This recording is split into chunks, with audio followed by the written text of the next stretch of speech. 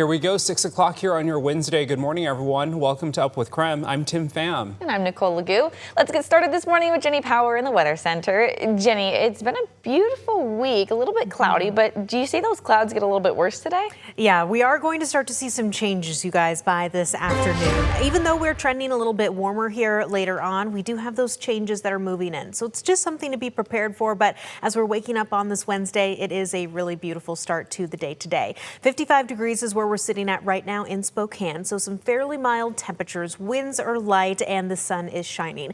Across the region here, we're at 60 degrees already in Wenatchee. We've got some mid-50s in Moses Lake, upper 40s for Sandpoint though, so our northern valleys still trending a little bit on the cooler side. We've even been seeing some mid-40s north to Deer Park. And our current satellite and radar, mostly cloudy over toward western Washington with a few stray showers popping up over the Cascades. But as we move forward here into this afternoon, yes, we are going to gradually see some increasing cloud cover out of the west. With this, not only are we going to be seeing some clouds, but also some shower chances and the threat of some isolated thunderstorms for these areas that are shaded in green on your screen. You can see spanning from parts of central Washington all the way into western Montana. So if you do plan to be outside this afternoon, I'm timing out how the system's moving through coming up in my extended forecast. But let's also get you out the door with what we're seeing out on the morning commute in your traffic impact.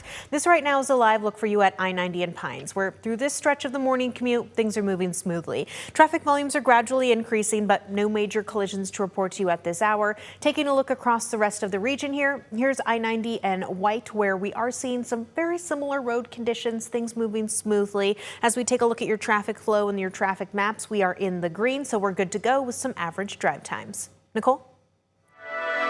The Pend Oreille County Sheriff's Office says they've arrested a Newport teacher for the possible sexual assault of 2 teenage boys. Detectives did interviews and determined they had probable cause to arrest 35-year-old Amber Swain. She now faces charges of incest in the 1st and 2nd degree. A scam alert this morning. The Nez Perce County Sheriff's Office is warning about a scam going around. They say a scammer claims to be Sergeant Martin and has been contacting residents claiming they have an outstanding warrant and request payment. The Sheriff's Office says they will never demand payments over the phone. They say if you have questions about the legitimacy of a call, to contact their office directly. This morning, we are less than 2 weeks away from the last day of school, but Spokane Public Schools already making plans for next school year and sharing how students will get to class. So SPS unveiled some new school buses. They're going to start using them this fall. They're going to have air conditioning, security cameras, and seat belts, which students will have to wear. SPS says these new buses are a part of their plan to make transportation operations in-house and improve the experience for students. They will have between 140 and 150 school buses once they're done with this transition. We're really anticipating that it will be continuity of experience for kids, and this is all about transitioning to a new fleet that's run by Spokane Public Schools that is going to be the most cost-effective way for us to get kids on a yellow bus and get them to class on time. Registration for yellow bus transportation is open now. There is no official deadline, but SPS says families should register as soon as possible. That will help them plan for the bus routes. Well, we have an update now on the house fire in the Logan neighborhood from yesterday morning. What sparked it was something catching fire next to a basement heater. The home is a total loss. The Spokane Fire Department says the home had working smoke detectors, which is good news. So all 7 people inside made it out safely. The homeowner says he woke up to the smell of smoke and tried his best to stop the fire from destroying his family home. From the outside, sometimes it's not always that spectacular, but as soon as you step inside this place, especially down the basement, you'll see that it was quite an extensive fire that burned. And you know, just like I said, that smoke, no fire got upstairs per se, but that smoke was certainly a factor that could have killed someone. The family says they are grateful the only things lost in the fire was material things. Spokane Fire says this shows smoke detectors do work. For more information on how to get smoke detectors installed or replaced in your home, we do have those resources for you on our website, krem.com. After a months-long investigation, the Spokane Valley Investigative Unit says they arrested a Meade man for drug sales. They charged 57-year-old Colby Jones with 3 felony counts of possession of a controlled substance with the intent to sell. Authorities say during the arrest on Monday, they found more than $2,000 in cash, drugs, and weapons. They also arrested 2 other people on unrelated warrants. As the temperatures slowly get warmer, it may be tempting to get in the water to cool down. But last year's historic flooding created some dangerous conditions. Officials are warning a river you visited last summer may have changed. That includes strong, unpredictable currents, faster, colder water, submerged roots, logs, and new rocks. To prevent any drownings, first responders say you should always wear a life jacket, supervise any children, and never swim alone.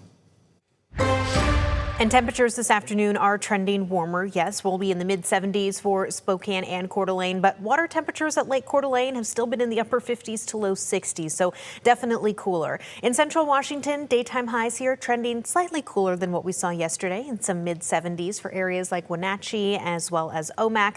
Through this afternoon, what we are going to see are some mostly cloudy skies, so increasing clouds moving in here out of the west, and it's holding on to these cloudy conditions through this evening. Not only are we seeing that, but also some chances for showers and isolated thunderstorms. By mid-morning and into lunchtime, we really start to see those increasing clouds for eastern Washington and North Idaho before those chances of showers start up toward the Okanagan Valley and toward Wenatchee and Moses Lake. But the full timing of this system, that's coming up in my extended forecast for if you have any Wednesday evening plans.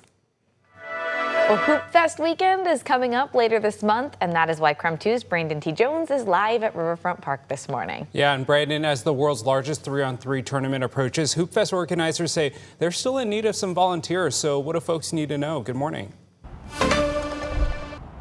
Yeah, good morning. Well, there's a bunch of volunteer opportunities here for Hoop Fest in just a few weeks. At least 13 different positions that you can apply for. You can find all of the information for that at SpokaneHoopFest.net. You can also find an application there to sign up for those volunteer positions, and especially court monitor positions. We spoke with Hoop Fest last night. They told us they need at least 100 more court monitors. So if you don't have a team this year, go ahead, get involved. Hoop Fest needs your help. Again, you can find that info at SpokaneHoopFest.net. And some information to know ahead of time: each volunteer, of course, will receive a t-shirt, and full-time court monitors, they'll receive additional gear and also some other incentives for that court monitor. We'll talk about that in just a few moments. But also, volunteers under the age of 16 are welcome as long as they volunteer with an older sibling, parent, or other adult.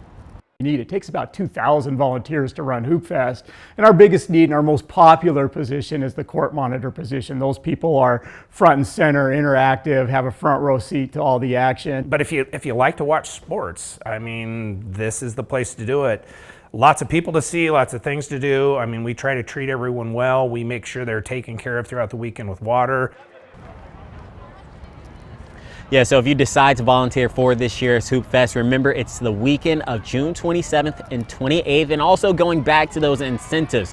If you sign up to be a court monitor in past years, you would have received some customary shoes. Well, this year it'll be a Dick's Sporting Goods gift card. That way you can get your own swag of your own choosing, whether you stick with the traditional shoes route or you buy some arm sleeves, maybe a headband, a t-shirt or something. You know, you can get you a full outfit this way. But again, they are still in need of some Hoop Fest volunteers. And then also a big day today, so in about half an hour, we'll touch on the final registration opportunity if you do decide to get a team together. But for now, reporting here in Riverfront Park, Brandon T. Jones, KREM 2 News. Thank you, Brandon. And if you are thinking of being at Hoop Fest this year, keep in mind most of the roads and parking in downtown are going to be closed. One option for parking will be the Parkade, which is going to be selling parking passes. It will cost $30 per day or $50 for the whole weekend.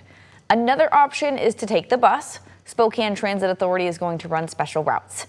Parking near the bus routes will be free, and then the ride will only cost $2.